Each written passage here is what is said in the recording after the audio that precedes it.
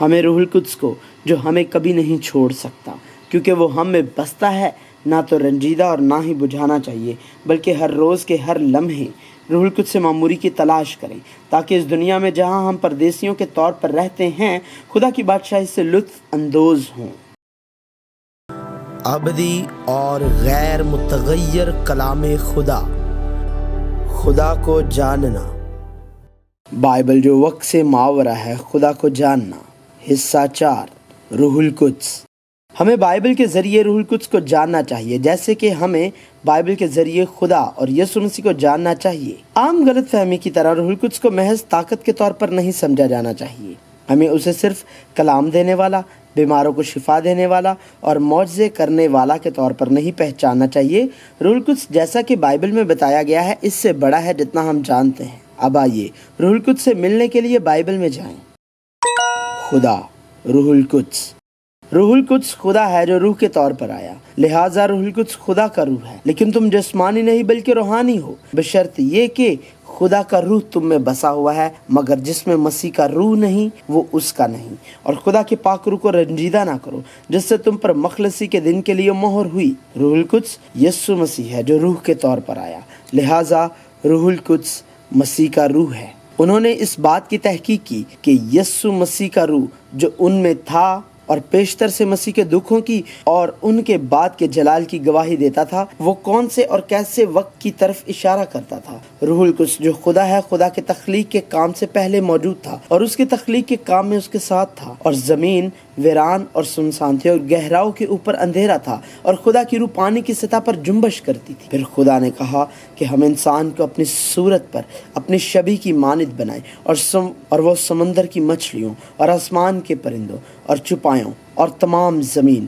اور سب جانداروں پر جو زمین پر رینگتے ہیں اختیار رکھیں۔ اور بائبل بیان کرتی ہے کہ روح القدس جو خدا ہے، خدا اور یسوع مسیح کے برابر ہے۔ پس تم جا کر سب قوموں کو شاگرد بناؤ اور ان کو باپ اور بیٹے اور روح القدس کے نام سے بپتسمہ دو۔ سب مقدس لوگ تم کو سلام کہتے ہیں۔ نیز روح القدس جو خدا ہے، خدا کی طرح خدا کی طرف سے فیصلے اور کام کرتا ہے۔ جب وہ خدا کی عبادت کر رہے اور روزے رکھ رہے تھے تو روح القدس نے کہا، میرے لیے برنباس اور ساؤل کو اس کام کے واسطے مخصوص کر دو جس کے واسطے میں نے ان کو بلایا ہے، اور وہ فروگیا اور گلتیا کے علاقہ میں سے گزرے، کیونکہ روح القدس نے انہیں آسیہ میں کلام سنانے سے منع کیا۔ روح القدس سے بھیجا گیا۔ روح القدس خدا کی طرف سے بھیجا گیا تھا، لیکن مددگار یعنی روح القدس جسے باپ میرے نام سے بھیجے گا، وہی تمہیں سب باتیں سکھائے گا، اور جو کچھ میں نے تم سے کہا ہے وہ سب تمہیں یاد دلائے گا۔ اور یسوع کی طرف سے بھیجا گیا تھا، لیکن میں تم سے سچ کہتا ہوں کہ میرا جانا تمہارے لیے فائدہ مند ہے، کیونکہ اگر میں نہ جاؤں تو وہ مددگار تمہارے پاس نہ آئے گا، لیکن اگر جاؤں گا تو اسے تمہارے پاس بھیج دوں گا۔ روح القدس خدا کا روح اور مسیح کا روح ہے۔ تاہم یہ حقیقت کہ روح القدس کو بھیجا گیا ہے کا مطلب یہ نہیں کہ روح القدس خدا اور یسوع سے کم ہے۔ یسوع مسیح کے ساتھ بھی ایسا ہی ہے، اگرچہ یسوع آیا کیونکہ وہ خدا کی طرف سے بھیجا گیا تھا، وہ خدا سے کم ہے۔ بائبل میں خدا کی طرف سے روح القدس بھیجے جانے کا مطلب یہ ہے کہ روح القدس خدا کے ساتھ ایک ہے۔ یسوع مسیح کے ذریعے روح القدس بھیجے جانے کا مطلب ہے کہ روح القدس یسوع مسیح کے ساتھ ایک ہے۔ یہ کہنا کہ یسوع مسیح جو خدا ہے، خدا کی طرف سے بھیجا گیا کا مطلب یہ ہے کہ خدا یسوع مسیح کے طور پر آیا ہے۔ اسی طرح یہ کہنے کا کہ روح القدس جو خدا ہے، خدا کی طرف سے bھیجا گیا، مطلب یہ ہے کہ روح القدس کے طور پر آیا، اور یہ کہنے کا کہ روح القدس جو خدا ہے یسوع مسیح کے ذریعے بھیجا گیا، مطلب یہ ہے کہ روح القدس یسوع مسیح کے طور پر آیا۔ ہمیں ان امتیازات اور اختلافات کو اچھی طرح سمجھنے کی ضرورت ہے۔ روح القدس سچائی۔ روح القدس سچائی ہے، بائبل اسے بیان کرتی ہے، اور میں باپ سے درخواست کروں گا تو وہ تمہیں دوسرا مددگار بخشے گا کہ ابد تک تمہارے ساتھ رہے، یعنی روح حق، جسے دنیا حاصل نہیں کر سکتی کیونکہ نہ اسے دیکھتی ہے اور نہ جانتی ہے۔ تم اسے جانتے ہو کیونکہ وہ تمہارے ساتھ رہتا ہے اور تمہارے اندر ہوگا۔ لیکن جب وہ مددگار آئے گا جس کو میں تمہارے پاس باپ کی طرف سے بھیجوں گا، یعنی روح حق جو باپ سے صادر ہوتا ہے، تو وہ میری گواہی دے گا۔ لیکن جب وہ یعنی روح حق آئے گا تو تم کو تمام سچائی کی راہ دکھائے گا، اس لیے کہ وہ اپنی طرف سے نہ کہے گا، لیکن جو کچھ سنے گا वही कहेगा और तुम्हें आइंदा की खबर देगा। यही है वो जो पानी और खून के वसीले से आया था, यानी यीशु मसीह। वो ना फक्त पानी के वसीले से बल्कि पानी और खून दोनों के वसीले से आया था। बाइबल बयान करती है कि जिस तरह खुदा सच्चाई, यीशु मसीह सच्चाई और खुदा का कलाम सच्चाई है, रूहुल कुद्स भी सच्चाई है। रूहुल कुद्स का काम। रूहुल कुद्स जो खुदा है आया क्योंकि खुदा और यीशु मसीह ने उसे भेजा था। खुदा के रूह के तौर पर, यीशु मसीह के रूह के तौर पर वो दुनिया के आखिर तक खुदा के लोगों और उसके फर्जंदों के साथ रहने के लिए आया। और यीशु उस काम के लिए कि रूहुल कुद्स आएगा और काम करेगा का वाज़े इशारा देता है। लेकिन मैं तुमसे सच कहता हूँ कि मेरा जाना तुम्हारे लिए फ़ायदेमंद है, क्योंकि अगर मैं ना जाऊँ तो वो मददगार तुम्हारे पास ना आएगा, लेकिन अगर जाऊँगा तो उसे तुम्हारे पास भेज दूँगा और वो आकर दुनिया को गुनाह और रास्तबाजी और अदालत के बारे में कसूरवार ठहराएगा। गुनाह के बारे में इसलिए कि वो मुझ पर ईमान नहीं लाते, रास्तबाजी के बारे में इसलिए कि मैं बाप के पास जाता हूँ और तुम मुझे फिर ना देखोगे, अदालत के बारे में इसलिए कि दुनिया का सरदार मुजरिम ठहराया गया है। यीशु मसीह के जी उठने और सऊद फरमाने के बाद रूहुल कुद्स जैसे वादा किया गया था, पेंतिकोस्त के दिन आया और रूहुल कुद्स के आने से इंसानों के गुनाह का पर्दा फाश हुआ। और जब सब गुनहगार पाए गए तो खुदा के लोग खुदा के पास आए, तौबा की और रास्तबाज बन गए। जब वो लोग जो खुदा के लोग नहीं थे गुनहगार के तौर पर जाहिर हुए तो उन पर कलाम की मुनादी करने वालों को कत्ल करने का फैसला किया गया। खुदा के लोग जो रूहुल कुद्स जो खुदा है के जरिए नए सिरे से पैदा हुए, खुदा पर ईमान लाए और जिस चीज़ को वो ज़िंदगी समझते थे उसे छोड़ दिया और इस दुनिया में एक परदेसी के तौर पर अपनी ज़िंदगी गुजार कर चले गए। परदेसी होने का मतलब ये है कि मिस्र यानी दुनिया की मोहब्बत और खुद परस्ती से हटकर खुदा की मोहब्बत से पड़ोसी की मोहब्बत की तरफ बढ़ना। रूहुल कुद्स का बपतिस्मा। आमतौर पर यह ख्याल किया जाता है कि रूहुल कुद्स हासिल करने के लिए हमें बहुत ज़्यादा दुआ करनी चाहिए। रूहुल कुद्स हासिल करने के लिए रात भर 3 या 4 दरख्तों को जड़ से उखाड़ फेंकना चाहिए। लेकिन फिर से अगर हम रूहुल कुद्स को सिर्फ एक ताकत के तौर पर समझते हैं, एक बार जब हमें कलाम करने, मौजज़े करने और बदरूहों को निकालने की ताकत मिल जाती है तो ये कहा जाता है कि हमें रूहुल कुद्स मिला है और ये सच हो सकता है।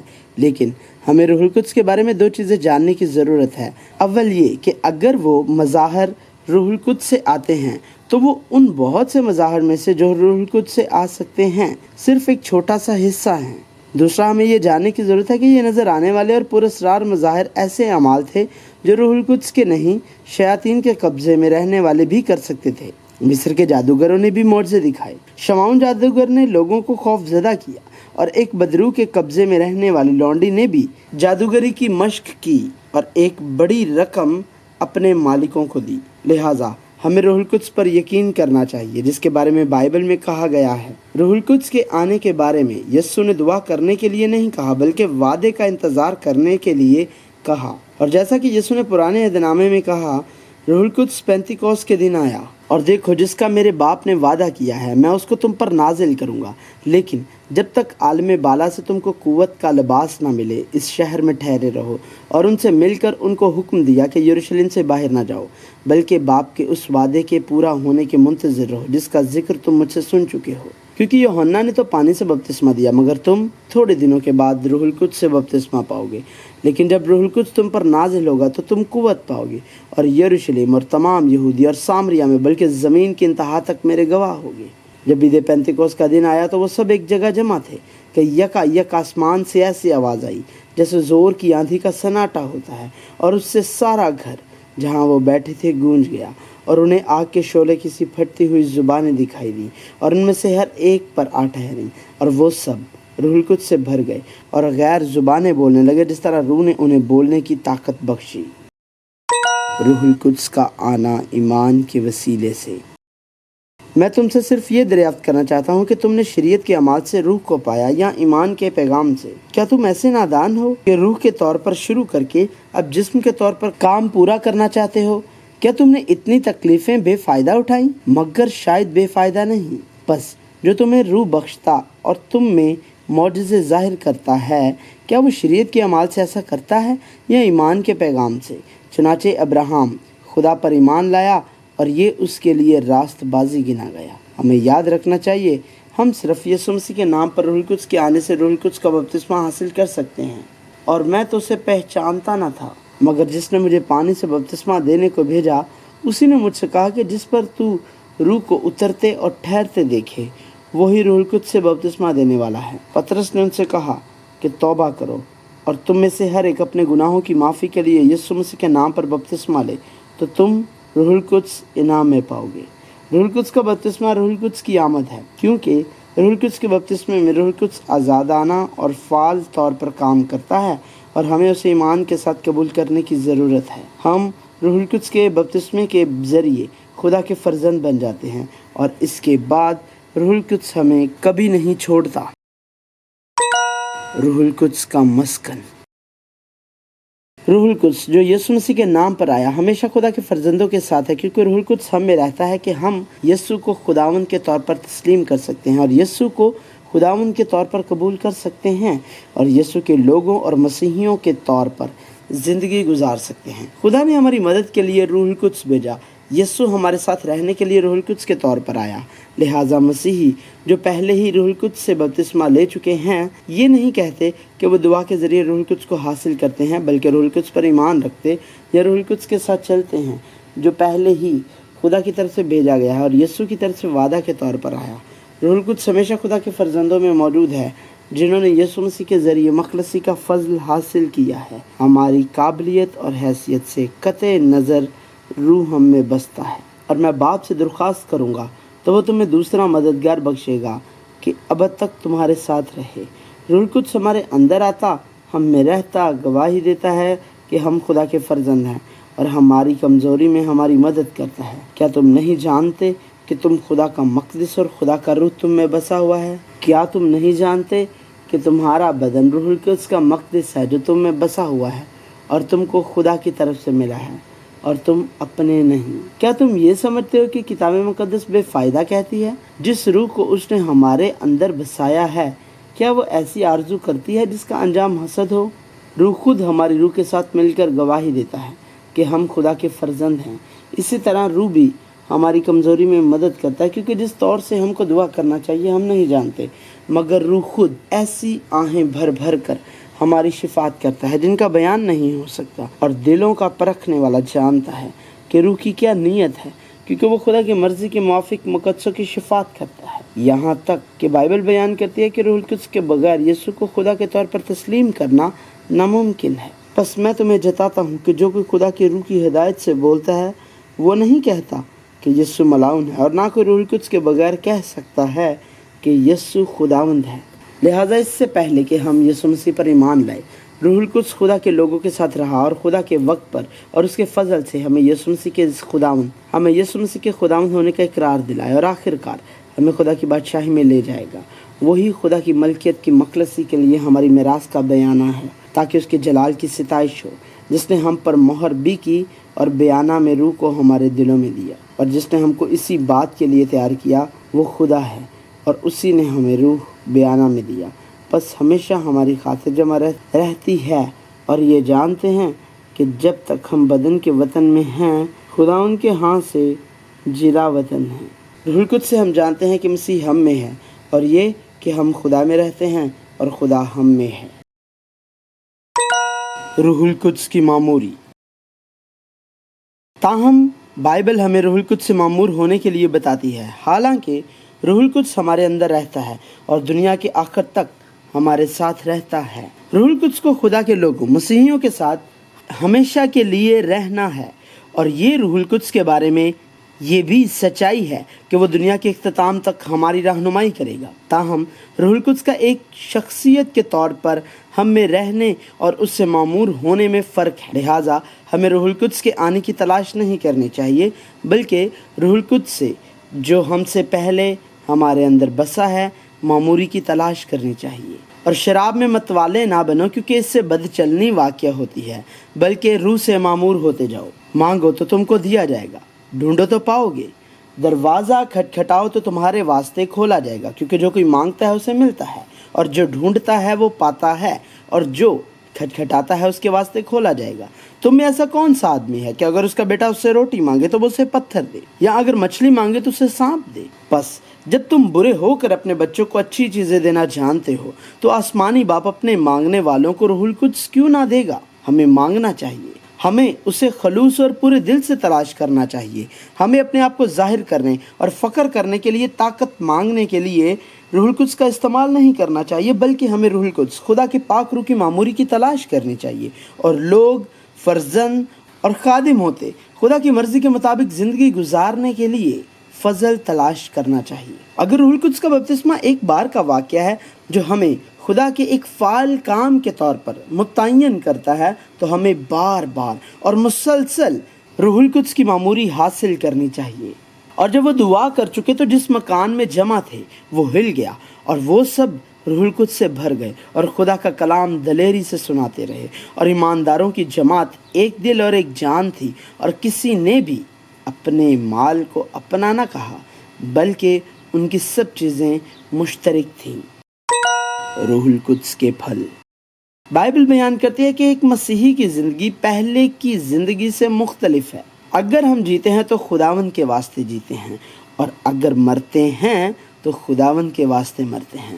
بس ہم جیے یا مرے خداوند ہی کے ہیں۔ اس لیے اگر کوئی مسیح میں ہے تو وہ نیا مخلوق ہے، پرانی چیزیں جاتی رہیں، دیکھو وہ نئی ہو گئیں۔ میں مسیح کے ساتھ مصلوب ہوا ہوں، اور اب میں زندہ نہ رہا بلکہ مسیح مجھ میں زندہ ہے، اور میں جو اب جسم میں زندگی گزارتا ہوں تو خدا کے بیٹے پر ایمان لانے سے گزارتا ہوں، جس نے مجھ سے محبت رکھی اور اپنے آپ کو میرے لیے موت کے حوالے کر دیا، اور نئی انسانیت کو پہن لیا ہے جو معرفت حاصل کرنے کے لیے اپنے خالق کی صورت پر نئی بنتی جاتی ہے۔ یہ ٹھیک ہے، روح القدس سے معمور مسیحیوں کو دنیا کے لوگوں سے مختلف زندگی گزارنی چاہیے، ہماری اپنی طاقت سے نہیں بلکہ خدا کے روح القدس سے جو ہم میں چلتا اور کام کرتا ہے۔ اگر ہم روح القدس سے معمور ہیں تو میں اب زندہ نہیں رہوں گا بلکہ مسیح زندہ ہے اور میری رہنمائی کرتا ہے۔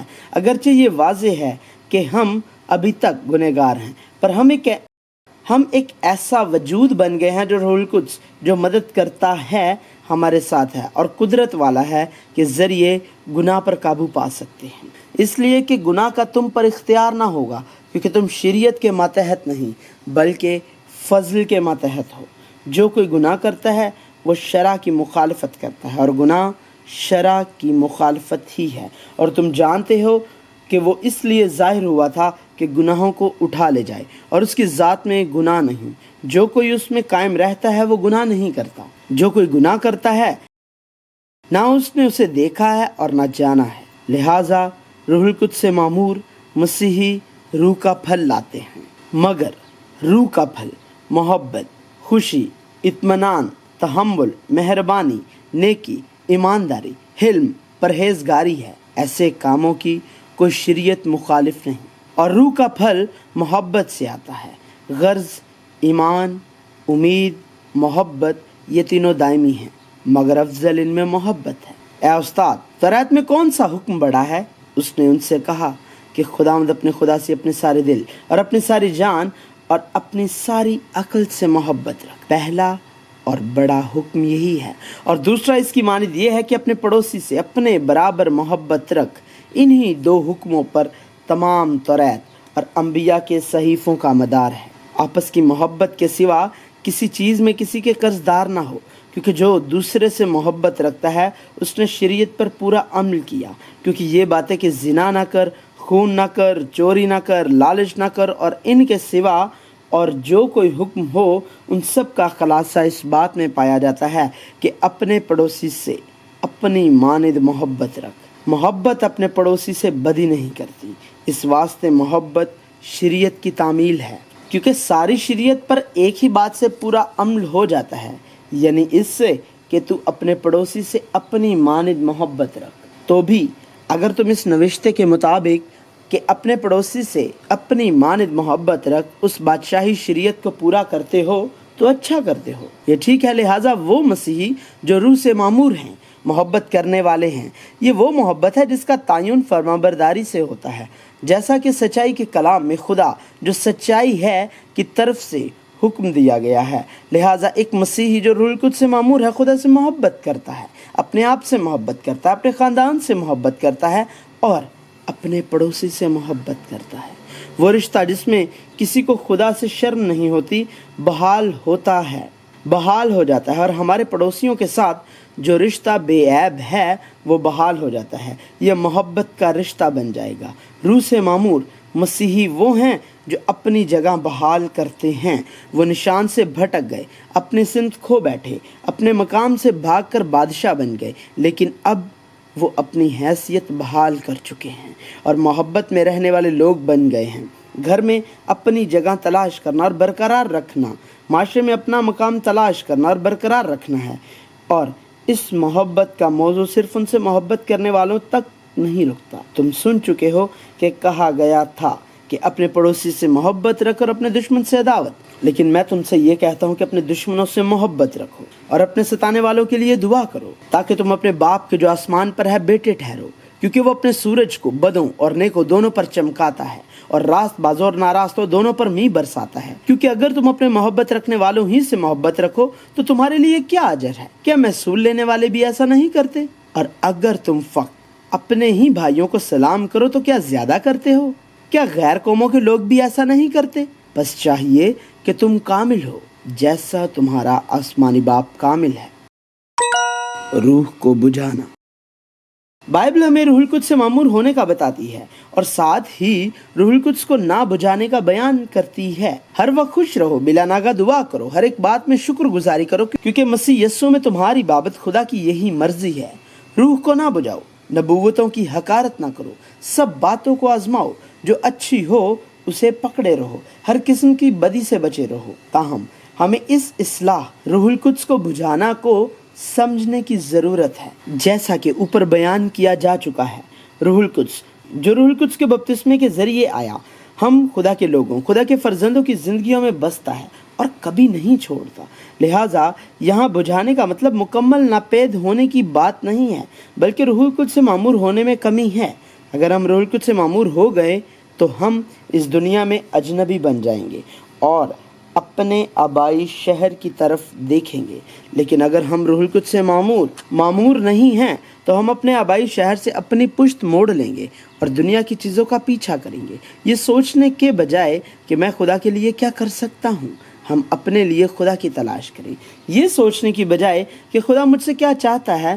ہم خدا سے وہی مانگیں گے جو میں چاہتا ہوں۔ خدا کی مرضی کے مطابق عمل کرنے کے بجائے ہم کوشش کریں گے کہ خدا ہماری مرضی کے مطابق کام کرے۔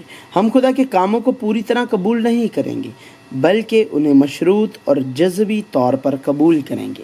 جو خدا کی محبت کم ہوتی جائے گی، ہم اپنے آپ کو خدا کی محبت سے نہیں دیکھ پائیں گے، لہٰذا خود سے ہماری کامل محبت کم ہوتی جائے گی اور ہم پھر سے دنیا کے تقابل اور احساس کمتری میں مبتلا ہو جائیں گے اور اپنے پڑوسی کی محبت سے محروم ہو جائیں گے۔ اس کے علاوہ شکر گزاری کم ہو جائے گی، شکایات بڑھیں گی، خوشی کم ہو جائے گی اور ناراضگی بڑھے گی۔ بائبل بیان کرتی ہے کہ جب ہم زندگی کے ایسے مرحلے میں داخل ہوتے ہیں تو روح القدس رنجیدہ ہوتا ہے، اور خدا کے پاک روح کو رنجیدہ نہ کرو جس سے تم پر مخلصی کے دن کے لیے مہر ہوئی۔ زندگی کے کلام پر قائم رہتے دعا کریں۔ روح القدس سے مسلسل معمور ہونے کے لیے ہمیں خدا کے کلام پر قائم رہنا چاہیے، کیونکہ خدا کا کلام روح القدس کی تلوار ہے، اور نجات کا خود اور روح کی تلوار جو خدا کا کلام ہے لے لو۔ نیز جسمانی خواہشات کے لیے دعائیں نہیں، بلکہ تمام دعائیں اور منت روح القدس میں کی جانی چاہیے، اور ہر وقت اور ہر طرح سے روح میں دعا اور منت کرتے رہو، اور اسی غرض سے جاگتے رہو کہ سب مقدسوں کے واسطے بلا ناغہ دعا کیا کرو، اس طرح سے اس کے ذریعے جو ان کو قوت دیتا ہے۔ وہ لوگ جو روزانہ اپنے آپ کا انکار کرتے ہیں اور خدا کے کلام کے مطابق دعا کرتے ہیں، وہ اس دنیا میں ایک اجنبی کی زندگی سے مطمئن ہو سکتے ہیں۔ ہاں، دینداری قناعت کے ساتھ بڑے نفع کا ذریعہ ہے، کیونکہ نہ ہم دنیا میں کچھ لائے اور نہ کچھ اس میں سے لے جا سکتے ہیں۔ بس اگر ہمارے پاس کھانے پہننے کو ہے تو اسی پر قناعت کریں، لیکن جو دولت مند ہونا چاہتے ہیں وہ ایسی آزمائش اور پھندے اور بہت سی بیہودہ اور نقصان پہنچانے والی خواہشوں میں پھنستے ہیں جو آدمیوں کو تباہی اور ہلاکت کے دریا میں غرق کر دیتی ہیں، کیونکہ زر کی دوستی ہر قسم کی برائی کی جڑ ہے، جس کی آرزو میں بعض نے ایمان سے گمراہ ہو کر اپنے دلوں کو طرح طرح کے غموں سے چھلنی کر لیا۔ یہ نہیں کہ میں محتاجی کے لحاظ سے کہتا ہوں، کیونکہ میں نے یہ سیکھا ہے کہ جس حالت میں ہوں اسی پر راضی رہوں۔ میں پست ہونا بھی جانتا ہوں اور بڑھنا بھی جانتا ہوں۔ ہر ایک بات اور سب حالتوں میں نے سیر ہونا، بھوکا رہنا، بڑھنا، گھٹنا سیکھا ہے۔ جو مجھے طاقت بخشتا ہے اس میں میں سب کچھ کر سکتا ہوں۔